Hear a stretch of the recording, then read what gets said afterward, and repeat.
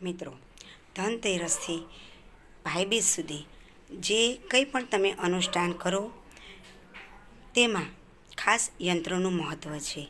લક્ષ્મી મેળવવા માટે, લક્ષ્મીની પ્રાપ્તિ માટે અથવા તો તમારા સર્વ કાર્ય તમારે સિદ્ધ કરવા માટે યંત્ર અને મંત્ર બંનેની જરૂર હોય છે. તો ખાસ સ્ત્રી યંત્ર છે, જેને આપણને ખબર છે કે 16 પાંદડીઓ, અષ્ટદળ, તેની ઉપર અનેક દેવી દેવતાઓ છે.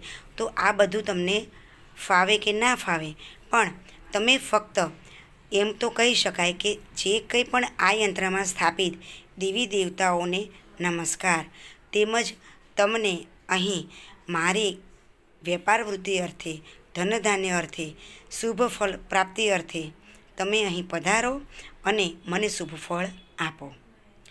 આ રીતના શ્રીયંત્ર, જેમાં મેરુપુષ્ટ શ્રીયંત્ર તેમજ સુમેરુ યંત્ર, ભૂપુષ્ટ યંત્ર, સ્ફટિકનું શ્રીયંત્ર આવે છે, શ્રીપર્ણીનું શ્રીયંત્ર, એમાં શ્રીપર્ણીનું શ્રીયંત્ર સર્વશ્રેષ્ઠ છે.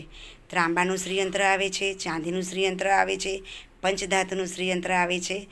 આપની પાસે જે કંઈ પણ શ્રીયંત્ર હોય જે ધાતુના, તેની આપ પૂજા કરવા માટે આ 5 દિવસ ખૂબ અગત્યના છે. તે સિવાયના યંત્રો પણ આમાં પૂજા કરી શકાય છે.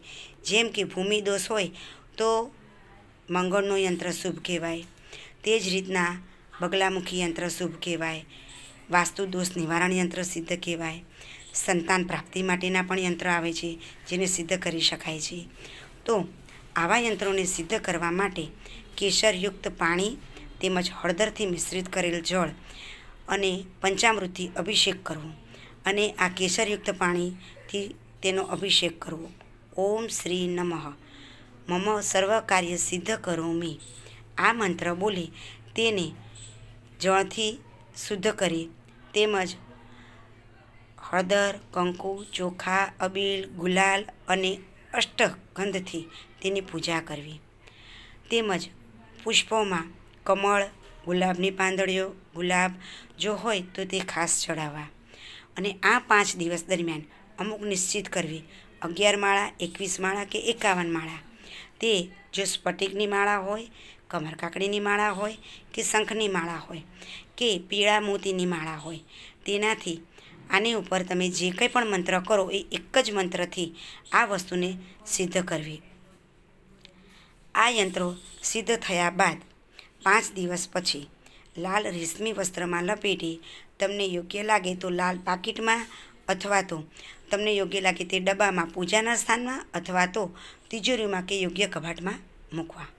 મિત્રો, ક્યારેય પ્લાસ્ટિકમાં કોઈ પણ વસ્તુ સિદ્ધ કરેલી મૂકવી નહીં. પ્લાસ્ટિકની બેગ હોય, પ્લાસ્ટિકની કોથળીઓ હોય કે પ્લાસ્ટિકનો ડબ્બો હોય, તેમાં ક્યારેય મૂકવું નહીં. મિત્રો, આ સિવાય જે ક્રિસ્ટલ આવે છે, ક્રિસ્ટલ બોલ આવે છે, ક્રિસ્ટલ યંત્ર આવે છે, તો ક્રિસ્ટલ જે આવે છે તેની પણ પૂજા ધનતેરસના દિવસે કરવી શુભ રહે છે. તેને ખાસ સુગંધિત દ્રવ્યથી પૂજા કરવામાં આવે છે, જેમાં ગુલાબ જળ હોય અથવા તો સુગંધિત સ્પ્રે, સુગંધિત અત્તર અથવા તો ગુલાબની પાંદડીથી પૂજા કરવામાં આવે છે. સ્ફટિક, તેનું અધિષ્ઠાતા દેવ છે ચંદ્ર, એટલે કે જો સફેદ મોતીની માળા મળે તો વધારે સારું.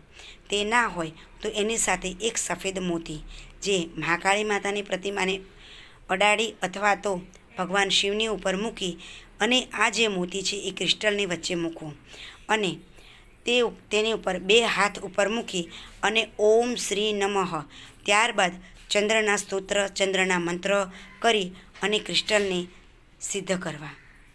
જો બને તો લક્ષ્મીજીના પ્રયોગનું એટલે કે લક્ષ્મીજીના મંત્રોનું વધારે ઉચ્ચારણ કરવું. આ સ્ફટિક સિદ્ધ થયા બાદ તેને સફેદ રેશમી વસ્ત્રમાં મૂકી અને ચાંદીના ડબ્બામાં અથવા તો તમે કોઈ એવી જગ્યાએ મૂકો કે જે જે વસ્તુ સિદ્ધ હોય, જ્યાં જે સ્થળ છે તે પણ સિદ્ધ હોય. કેમ કે ઘરમાં સૌથી વધારે સકારાત્મક ઉર્જા ઝડપથી આવતી હોય તો તે ક્રિસ્ટલથી આવે છે. ક્રિસ્ટલની અંદર અનેક એવા પાસા છે જે ત્રિકોણ આકાર હોય છે, એટલે કે સૌથી વધારે જો સકારાત્મક વસ્તુઓ કે સકારાત્મક સમય તમારે તમારા ઘરમાં ઝડપથી લાવવો હોય તો તેનાથી સકારાત્મક ઉર્જા પ્રાપ્ત થાય છે અને ઘરમાં આર્થિક સંકળામણ ઝડપથી દૂર થાય છે. તો આ ક્રિસ્ટલનો ઉપયોગ આપણે આ રીતની પૂજા કર્યા બાદ, એટલે કે સિદ્ધ કર્યા બાદ આપણે તેનો ઉપયોગ કરી શકીએ છીએ ઘરમાં.